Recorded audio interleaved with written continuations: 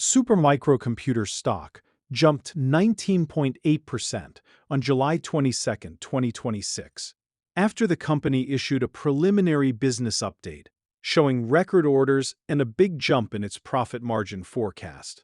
The surge was the stock's best day in over 6 weeks, but it came after a brutal year that had already cut the share price by more than half. To understand why this move mattered, you need to see where the stock had been. Supermicro peaked at $58.68 in October 2025. Then things fell apart. It crashed 33% in March after an indictment. A partial recovery came from an earnings beat in May, but June brought a $7 billion equity raise that sent shares down 28%. Then came the preliminary update.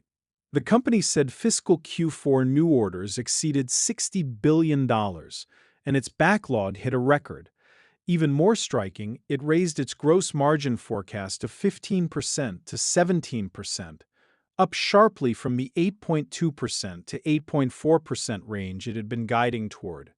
That margin number was the real shocker. The market's reaction was immediate. The stock closed up 19.8% at $30.56, its best session since May.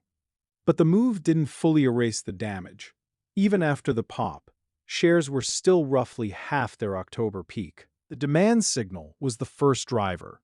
More than $60 billion in new orders and a record backlog told investors the AI server order book was intact and that the export control indictment hadn't derailed demand. The margin expansion was the sharpest number. For a company growing like crazy but earning almost nothing on each sale, a near doubling of the margin forecast directly attacked the biggest bear argument, that Supermicro was sacrificing profitability for growth, and the update validated the capital raise. The $7 billion financing had spooked investors in June, but record orders and higher margins suggested the money was funding more profitable business. So what's still unresolved? The criminal case from March is still pending.